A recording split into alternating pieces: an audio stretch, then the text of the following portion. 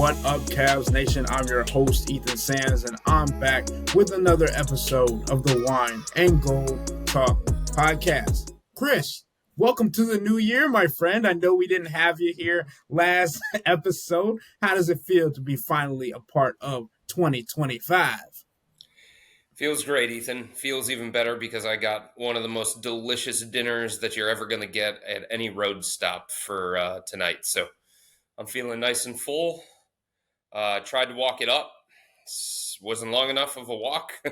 So I'm still kind of sitting here recovering from the big meal that I had, but it was wonderful. It is called Terry Black's Barbecue in Dallas. It's actually in Deep Ellum. Have you been there?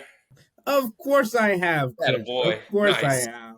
As soon as you texted me and you were like, the line was long, I was like, I know where he is. He is not getting fast food. There's no lines at regular sit-down restaurants. He's at the famous Terry Black's. Yeah, man. It's good.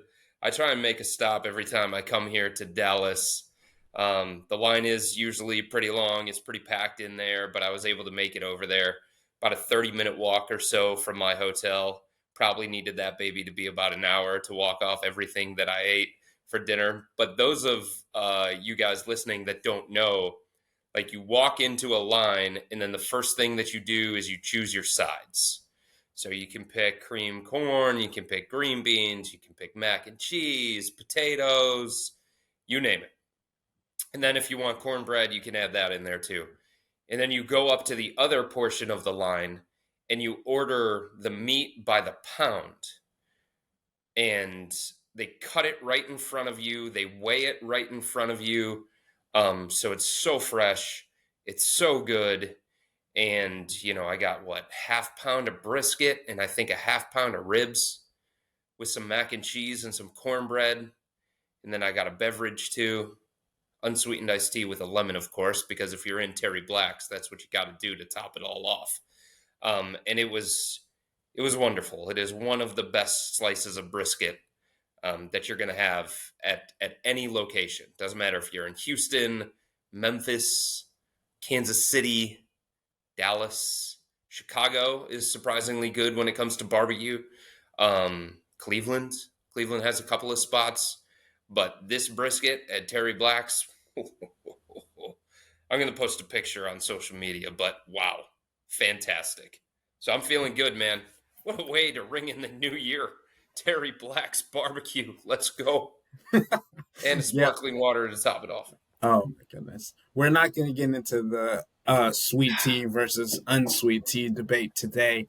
I will save that for offline. But, Yeah. Chris, my fiance is part of her roots are from Plano. So I've been to all of the different Dallas barbecue spots, trying to test them out. We have a running list of going through different spots, but that's definitely up there. But no further, we shall talk about food. I know I know. Every time we do this, we talk about having a Cavs food podcast instead of just a Cavs podcast. But our listeners that have made it this far, 3 minutes, 4 minutes in, I hope you stick with us.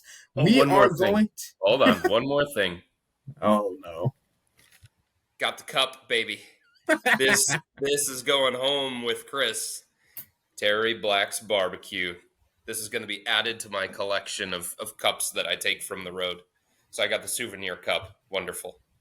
Attaboy. So got to take something from the road everywhere you go.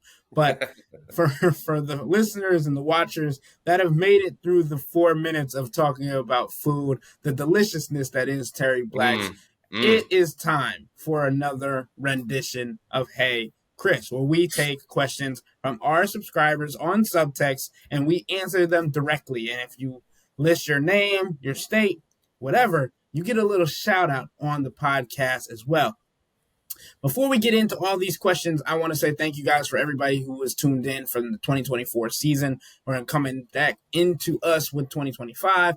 And the fact that we got to talk and do a lot of different things when it comes to this 29-4 Cavs team that's on a 72-game win pace, along with some accolades that happened today. Evan Mobley, Eastern Conference Defensive Player of the Month. That is the first time a Cleveland Cavaliers player has had it because it's only the second time that the award has been dished out. Kenny Atkinson, two two full months into being the head coach of the Cleveland Cavaliers, has already won Coach of the Month twice. So that might tell you how good this team is playing. But without further ado, let's get into some of these questions. And the first one comes from Joe in Chicago. He says, what is the biggest difference between this year and last year? I know we're shooting better and more efficient and more healthy, but that doesn't add up to winning over 80% of your games. What else has changed, or why are the Cavs such a strong offense this year? We had a great chemistry last year and the players haven't really changed, so what clicked for the squad? Is Kenny just a Cavs whisperer? Look, I think there are a couple of things before you get into the system changes and before you talk about the coaching influence of Kenny Atkinson. First and foremost, this is a different version of Darius Garland. Darius was bad last year. Everybody understands that. Darius has gone on the record in a conversation with me at the beginning of the season during training camp saying this was last year was one of the most difficult seasons of his life. One of the things that he was dealing with off the floor was obviously the fractured jaw, but he also lost his grandmother. And he said that, he lost his joy for the game of basketball. And you could see that within Darius. He was getting pushed around physically. He wasn't playing to the standards that he felt like he was capable of. And it just was a miserable year all around from Darius. So Darius is back to being the all-star that he was a couple of years ago. And when he's playing at an all-star level, this is going to be a different team. When he's breaking down a defense the way that he has this year, when his turnover numbers are down and his assist numbers are up and his shooting percentages are more what you're accustomed to from Darius, it's going to make the Cavs look like a different offense. That's first and foremost. The second thing is Evan Mobley is a different player. There is a natural evolution that he has undergone within his career. He's not as reliant on his teammates to create shots for him. He's shooting a better percentage from three-point range. He's over 40% from three-point range. So it changes how defenses have to guard him and guard the Cavs when he's knocking down 43% of his threes. He's getting the ball off the glass and pushing it in transition, initiating offense quickly. He's being used as a pick-and-roll ball handler more than he ever has throughout the course of his career.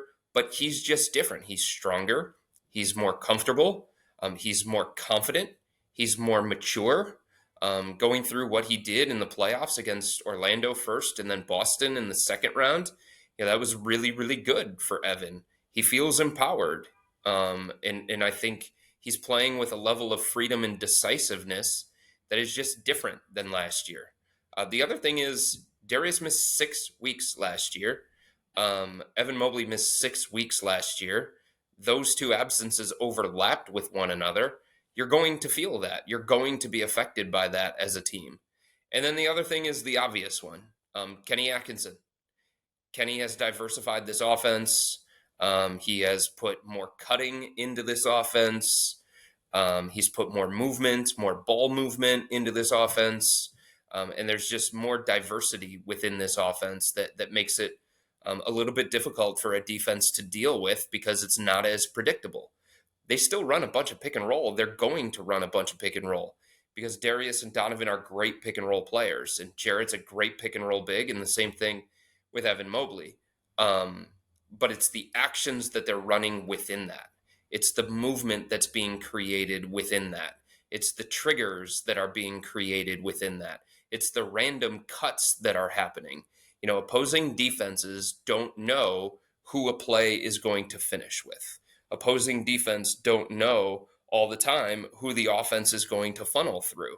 Obviously, Darius, Donovan, Evan, they're going to be the primary shot makers, primary shot creators. They're going to get a big chunk of the volume. They're going to get a big chunk of the usage. But there are other guys sprinkled in throughout the course of a possession that are touching it, that are swinging it, that are sharing the ball with each other. So the system that Kenny has put in place is very player friendly. It allows these guys to play with a different level of confidence and freedom, and it suits the personnel that the Cavs have. And I think all of that combined, um, along with the contributions that they're getting off the bench basically on a nightly basis, I think it leads to them having what has been statistically the number one offense in the NBA.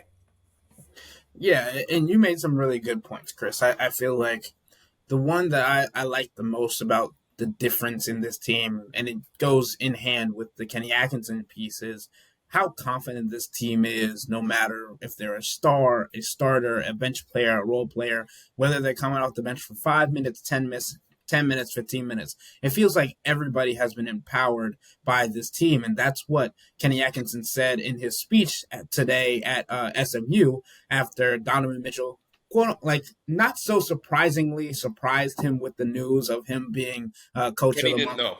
Kenny Right. didn't know. No, yeah, but I'm saying it wasn't a surprise that he was going to be coach of the month. No, I don't think it was a surprise that he was going to be coach of the month. The Knicks are playing really, really well. So I think there is at least a level of debate about it. And Kenny certainly didn't know that it was coming today. He was very, very surprised. I was inside the gym at that time, and Donovan signaled everybody to come over to center court. And as a joke, the players started singing happy birthday, because oftentimes when it's somebody's birthday, they gather at center court and then they sing happy birthday to somebody. So they jokingly started singing happy birthday before telling Kenny that he had won coach of the month. So you're right, it wasn't a surprise. I mean, like, look at the Cavs and look at everything that they have done over the last month. But the Knicks are playing really, really good basketball too. So I think there was at least like some of a debate about would Kenny get it a second time. And he was very, very surprised, but he loved it. I think that's fair. I wrote in the article not so surprisingly, so there's a little bit of surprise there, right? But I feel like when listening back to what was said from Cavs social and what he said after the Cavs players yelled for him to give a speech, Yeah. that it's basically the same team, but their job is to empower everybody. And Yep. if you talk to anybody that's in the locker room, you can go from all the way down to the bottom of Craig Porter Jr., who's still getting assignments with the G League, or you can go all the way up to Donovan Mitchell and Evan Mobley and Darius Garland, who are the three probably biggest players for the Cavs. Not probably, they are the biggest players for the Cavs. But Mm-hmm. they all understand that the empowerment of Kenny Atkinson has allowed them to play at a different level, along with the sacrifices that Donovan Mitchell and Jared Allen have made to allow them to get to this level. But Yep. moving on to the next question for this episode comes from James in Nebraska, and it goes into a little bit more about what you were talking about with Darius Garland. He says, hello. Sports Illustrated mentioned today that DG has a chance to join the 50, 40, 90 club. Statistically significant or statistics junk? I mean, I don't think you can consider 50, 40, 90 statistics junk when only 9 other players have achieved the feat, right? We look at Darius Garland right now. He's 49.3% from the field, 42.7% from three, and he is shooting 90.9% from the free throw line. And if you're Mm-hmm. asking yourself and asking me who the other players are that have done and accomplished the 50, 40, 90, it's Larry Bird, who did it twice, Steve Nash, who did it 4 times, Malcolm Brogdon, Stephen Curry, Kevin Durant, Reggie Miller, Dirk Nowitzki, and Mark Price. And if you want to go a little bit further and say that and count Kyrie Irving, who played just 54 games in the 2020-2021 season with the Brooklyn Nets, he also achieved it. So that would be your 9th player. But Chris, how significant is this? Incredibly significant. You know, there's somebody else on the Cavs who's flirting with 50, 40, 90. You realize that, right? Ty Jerome. He's right around there. And I had a conversation when I sat down with Ty recently for a big feature that I'm working on that I'm still piecing together. 50, 40, 90 came up, and he mentioned how significant it was. And, Darius probably isn't going to come out and be bombastic about it or anything along those lines. But yes, it's very significant to have that level of efficiency to join that kind of company. And it's something that if you're a guard, if you're a player that prides yourself on efficiency and shooting and things like that, you want to be part of that club, without a doubt. So no, I don't think that's just a flippant number. I don't think that's something that is quote unquote insignificant. I think it's not something that Darius is gunning for, and he's not all of a sudden going to start changing his shot selection so that he can make sure that he stays around 50% and stuff like that. He's going to play the game. He's not going to think about it, but if he accomplishes it, it is a big deal. I think it's just something to keep an eye on, and especially if Ty Jerome is pushing him as well. I think it's a conversation that they're having internally, but it's not something that they're over like looking forward to. It's kind of like the regular season win total numbers, Chris. I don't think it's something that isn't in the back of their mind, but they're more focused on the playoffs and making sure that they can make a run with this team that would prove that they are legit. But the next Yep. the next question comes from Ryan in the great city of Cleveland, Ohio, as he writes it. I'm very confident in our team this year, and every game has been fun to watch. My one question to you guys is, when will the national media give us the respect we deserve? Do you think that the Cavs players feel significantly bothered by not getting the recognition? Hopefully this gets to you guys. I'd love to hear the answer. Chris, I know we talked about this a little bit, but what do you think is the mindset for the Cavs when it comes to getting noticed or not getting noticed by national media and national coverage? Yes, they are bothered by it. The organization is bothered by it. Evan Mobley stayed back in Los Angeles so that he could do a TV appearance on NBA Today with Malika Andrews, trying to get him a little bit of shine, trying to get him some publicity, trying to put the Cavs into the national spotlight. They have made comments both publicly and privately about the number of national TV games that they have. They have made comments both publicly and privately about the number of reporters that are in their locker room for road games, for home games. And today, one of the big conversations amongst the players was the fan returns for the All-Star voting and how the hell LaMelo Ball leads guards in the Eastern Conference. There were many players on the Cavs that just could not process that. They could not understand that. It's a 6-win Charlotte team. It's freaking Charlotte.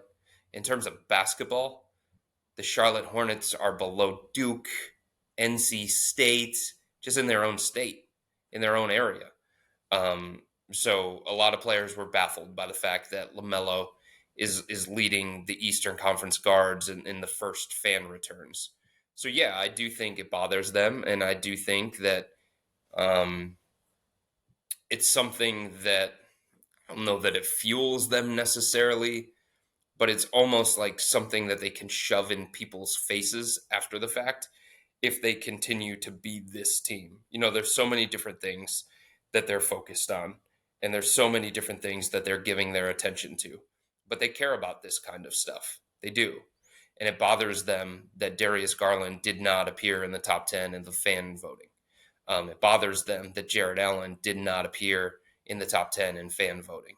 I had one player talk to me the other night following one of their road games and said, you got to do what you can to get Darius on the All-Star team. And I said, look, man, I vote for starters. That's my responsibility.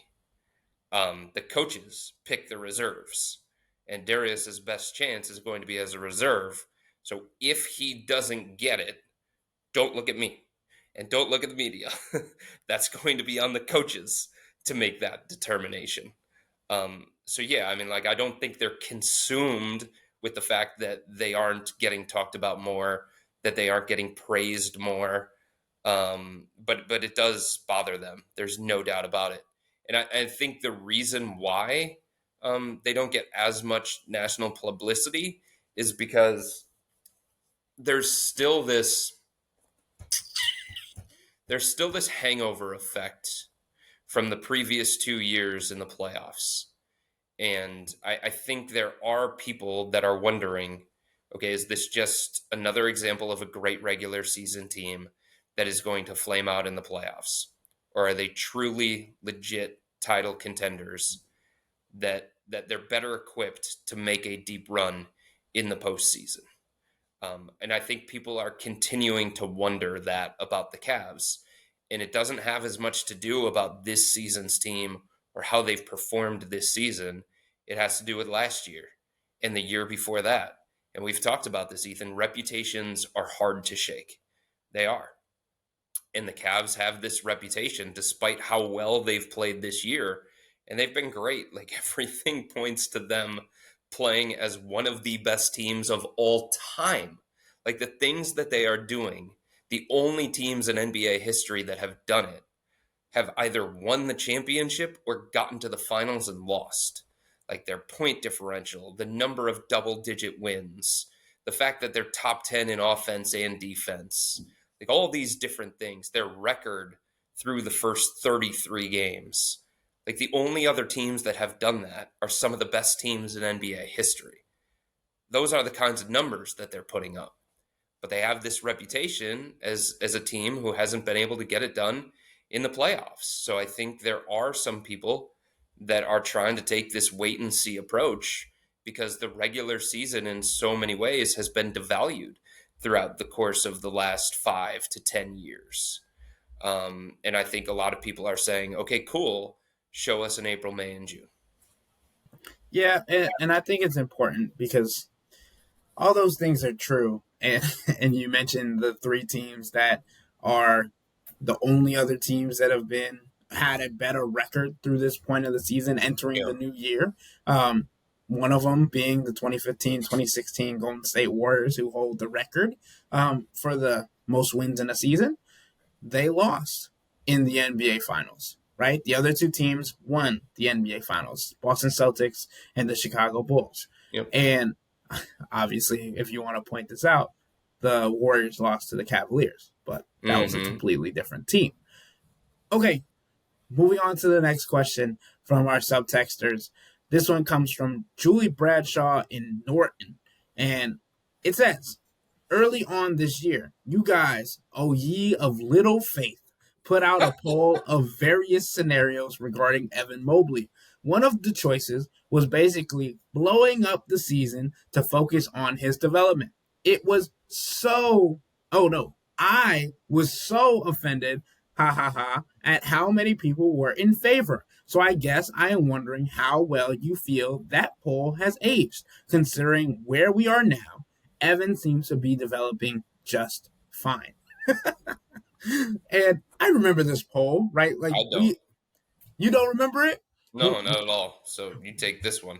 Well, we were talking about how Evan Mobley is coming into the season. We didn't know how much of an evolution he was going to have. He looked great in summer workouts, all these different things. But you can only learn so much from videos on the internet that are highlight reel composed. Obviously, everybody points to Ben Simmons having some of the best workouts in the summertime and then coming and looking like Ben Simmons in the regular season. The options were seemingly that we would see how Evan developed and the Cavs would prioritize his development over regular season wins, or they would go out and try and get regular season wins and bulk those up to ensure that they got a better seeding while minimizing their focus on Evan Mobley as they had done in the past. And that's something that Kobe Altman had mentioned before, after last season and before this season, saying that they were going to change and try and prioritize Evan Mobley. And obviously Kenny Atkinson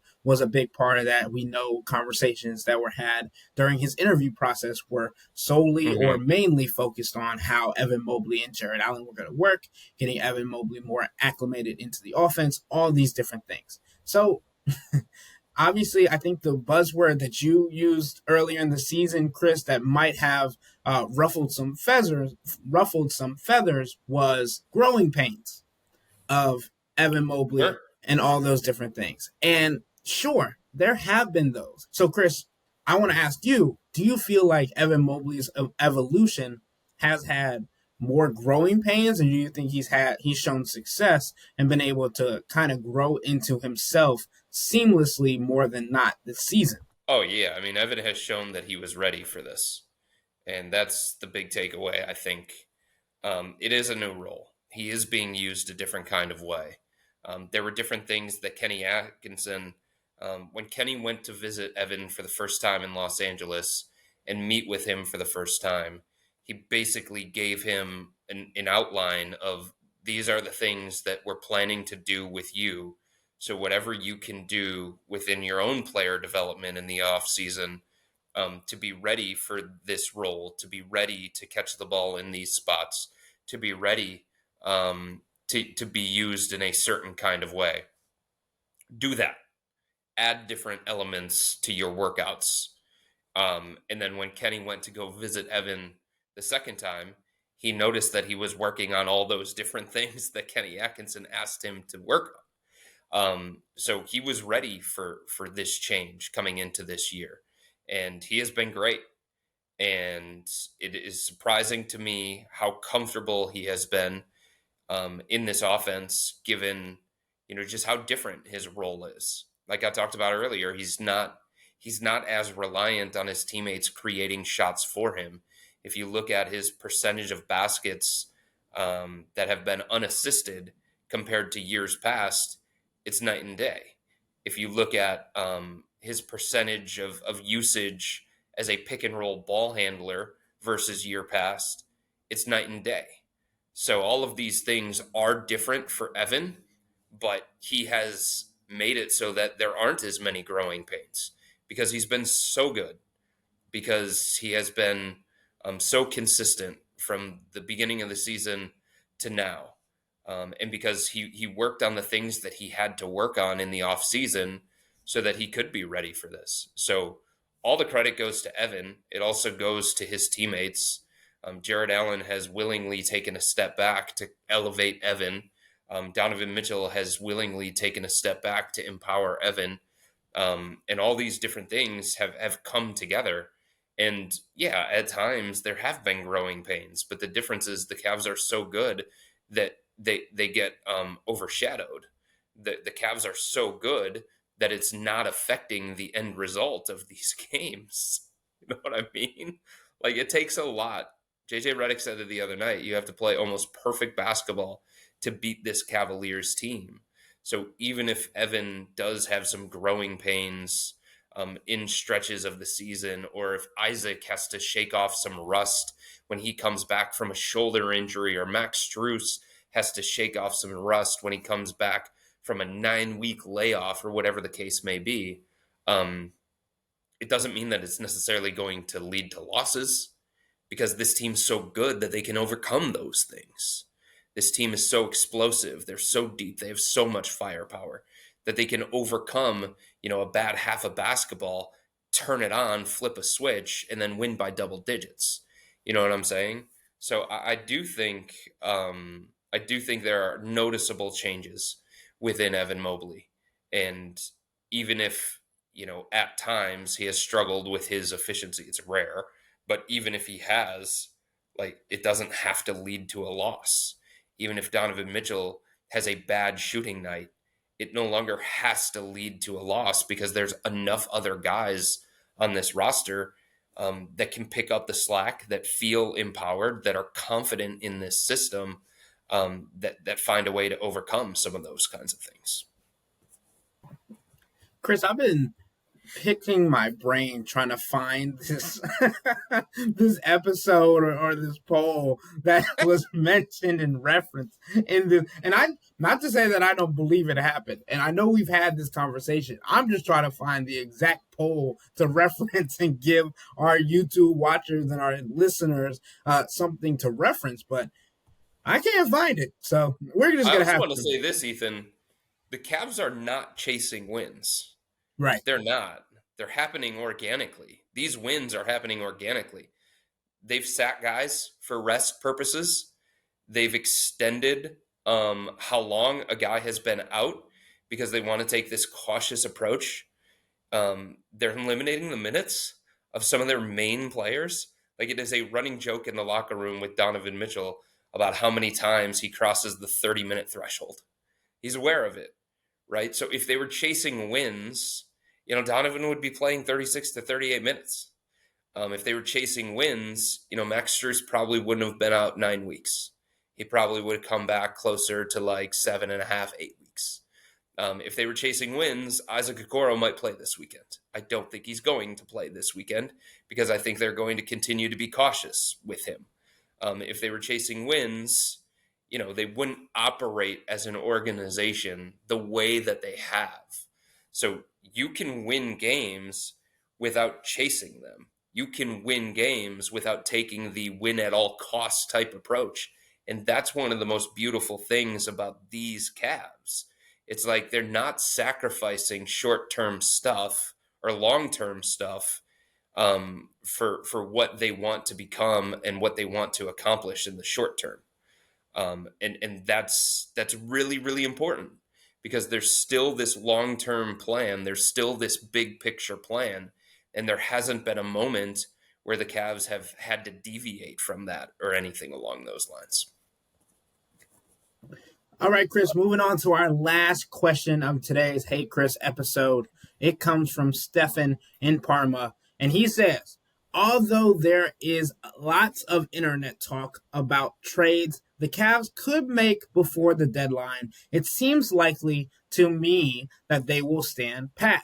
What are your thoughts on this? And Chris, I'm interested because there have been different conversations had in national media. There have been different conversations had around the internet about what the Cavs could do, should do with Dean Wade, Max Strus, Karis LeVert, Ty Jerome, all these guys who have made substantial impacts to this 29-4 team thus far. And I'm interested to see, because we had this conversation nearing the trade deadline last year, and we both came to the conclusion that we didn't think that the Cavs were going to make a move. Do you have that same feeling this year? I think if they do anything with this roster, it is not going to be a significant shakeup because they don't have to make a significant shakeup to this roster because they don't have to make a significant addition to this roster.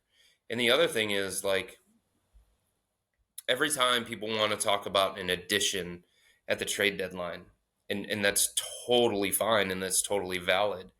But when it comes to the Cavs, just given their trade assets and given the way that this roster is constructed, any addition is also going to require a subtraction. And I just don't feel like the Cavs are in a position where they want to subtract much from this team because everybody has played a role. Everybody that you would hear mentioned in a potential trade. And look, Dean Wade cannot go anywhere. I know that I'm the mayor of Dean Wade Island, but he is so important to them competing with the Boston Celtics and the Atlanta Hawks and the New York Knicks and the Milwaukee Bucks and some of these other teams that they're going to see during their Eastern Conference playoff run. And if the Cavs are going to go out and try and make any addition, even a small one, they would be trying to acquire a player like Dean Wade. Size, length, athleticism, switchability, versatility, can play the 3, can play the 4, can guard Jason Tatum and Jaylen Brown, can guard Mikal Bridges and OG Anunoby, can downsize and play maybe some small ball 5. Like, that would be the type of player that the Cavs would be going out to try and get. You can't get one of those players and sacrifice a player just like him. You know what I mean? So I think we can stop the Dean Wade stuff. And I think if we want to have like a conversation about the more quote unquote expendable pieces, we're talking about Jalen Tyson. We're talking, and I don't know that the Cavs want to go that way. They like Jalen, and he's on a very team-friendly, controllable rookie contract, which is really, really important based on the salary structure that they have on this roster. It is a top-heavy roster. And somebody like Jalen Tyson for the next 4 or 5 years on a rookie deal helps offset that, helps with team building. But, he's somebody who's not getting any kind of playing time. So if you're taking this all-in approach, let's go for it this year, then Jalen Tyson is somebody that you would theoretically sacrifice, and it wouldn't be considered a short-term subtraction, right? Ty Jerome is another player to look at. I would say George Niang would be a player to look at, despite the fact that, he's really, really important behind the scenes and he's been really important to the second unit. And Kenny Atkinson has raved about him as a connector.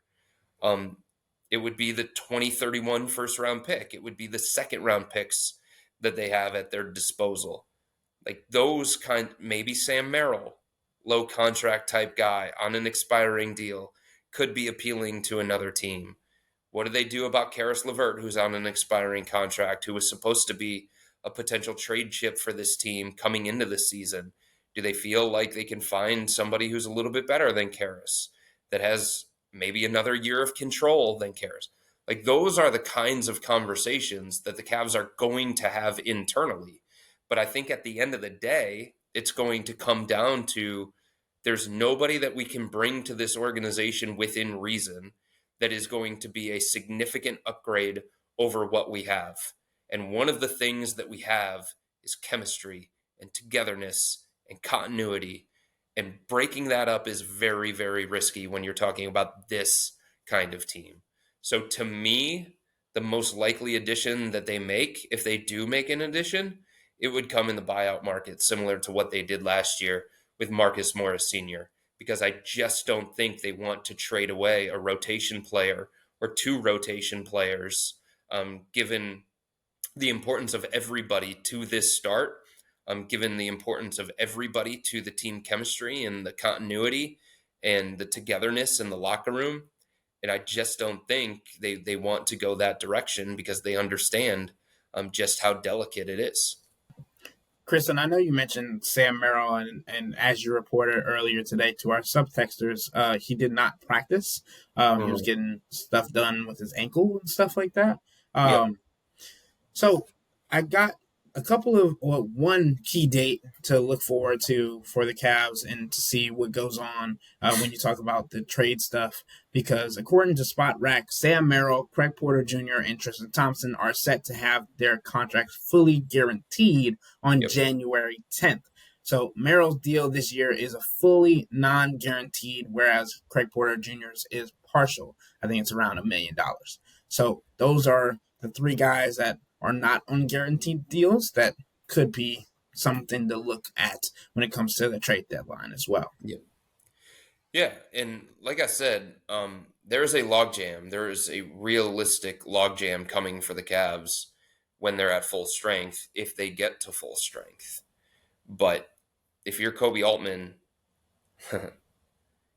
doing anything to a 29-4 team, doing anything to a legitimate title contender, where any move that they would have to make for the kind of player that would make such a dent, that would make such an impact, that guy's going to make 15 to 20, $25 million, something along those lines.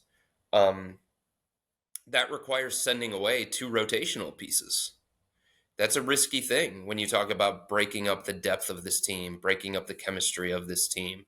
So I know I've talked with a number of different people around the NBA during this road trip, and I've asked them point blank, if you're Kobe Altman, what do you do at the deadline? And every single one of them has said, Chris, nothing. Absolutely nothing. But I will give a name because his name has been linked to other different places. And it's more like a lesser name, and it's not a move the needle type move like Cam Johnson, like the Dorian Finney-Smith move that the Lakers just pulled off, like DeAndre Hunter potentially. Those types of players I know Cavs fans have kind of latched onto because theoretically they'd be really good fits, and theoretically they're the types of players that could help the Cavs. But, their salaries make it really, really difficult. So the name that I've heard recently, just in general discussion around the NBA, and he's a lower salaried guy, so it's probably more realistic for a team like the Cavs because of what they would have to send out to match that number.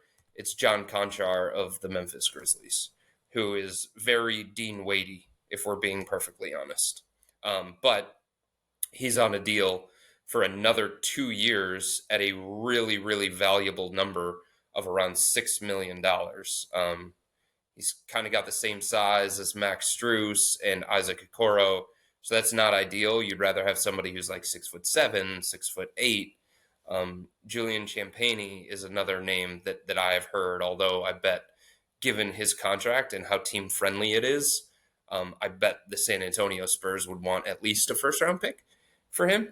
And would you be willing to give up at least a first round pick for somebody who's probably going to be like the seventh, eighth, ninth guy in this rotation once you get to the playoffs? But like those lower salaried, not marquee names, I think that's where the Cavs will be shopping, unless they feel like there's somebody out there that they just can't say no to, that they can get at such a Cavs friendly cost. I don't think that's a reality, but you never discount that or something like that happening in the NBA around the time of the trade deadline, because sellers sometimes can get just as desperate as buyers, depending on what the motivations are. All right, Chris, I want to get ahead of this before our listeners and people that are inside our information, got subtext access, all this other stuff, started asking us about it. Jimmy Butler and the Miami Heat just lost to the Indiana Pacers, and he just took to his post-game press conference to say that he's lost his joy for basketball, and has said that he does not feel like he can gain his joy back playing for the Miami Heat. So, to get ahead of this, and plainly pointed as possible, do you think the Cavs could make any move to get Jimmy Butler and still feel like they are where they are? Or do you feel like it would be a horizontal move rather than something that would improve them? He makes $50 million. So you just start there. You have to make a deal legal. So in order to get to his $50 million number, you want to trade Donovan Mitchell? No. And Donovan's only 35, so you'd have to find, and you're not trading Donovan Mitchell, but this is how like almost outlandish this conversation is for a team like the Cavs. Donovan Mitchell and Max Strus together is just a starting point in terms of matching salary, right? Darius Garland and Max Strus is just a starting point in terms of matching salary. Darius Garland and Karis LeVert is just a starting point in terms of matching salary. No, I think that's too much of a shakeup for a team like the Cavs, that they can do something special without Jimmy Butler. They can do something special without Jimmy Butler disrupting everything that they've worked so hard to build here. So I do not think that the Cavs are going to be in the Jimmy Butler sweepstakes. And Miami has come out and said they're not trading him anyway. That'll be really, really interesting to see what happens there, because it's not often that a team comes out with a press release from somebody with the chutzpah of Pat Riley, that says, we don't usually comment on rumors or anything along those lines. We're not trading Jimmy Butler. Like, what? The Miami Heat just did that? Pat Riley just did that? That is rare in the NBA, let alone for a team like Miami that talks about Heat culture and all that kind of stuff. So they have said that they're not trading Jimmy Butler, that they don't think it's in their best interest to trade Jimmy Butler. And I would just say I don't think it's in the Cavs' best interest to get involved in the Jimmy Butler stuff because of what they would have to give up in order to get him, and how much of a shakeup that would be, both in the locker room and with their roster and in terms of their playing style and stuff like that. Completely agreed. I just think our listeners and watchers needed to hear it from you, the Cavs insider, before anything broke out about potentially being in the sweepstakes, because they are not. And I don't think they will be. But I mean, they're probably, I don't know, Ethan. I don't want to just throw out a number without like digging really, really deep into it. But to me, there are like three teams that could probably four. Let's say four. Four teams that could legitimately win the NBA championship this year. And the Cavs are one of them. Right? So like, how much do you really have to fix this roster? Quote unquote, fix this roster. How much do you really have to change this roster? The answer is not a lot. Now, look, if you get to the playoffs and you don't have the kind of playoff run that you expect to have, given the regular season that the Cavs look like they're going to have, all right, then you consider some shakeups in the offseason. You know what I'm saying?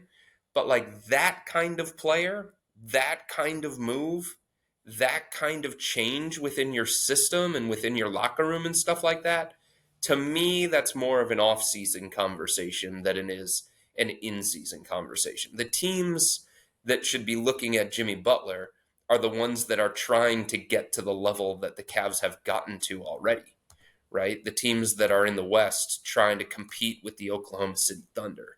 The teams not named Boston, Cleveland, and probably New York in the Eastern Conference.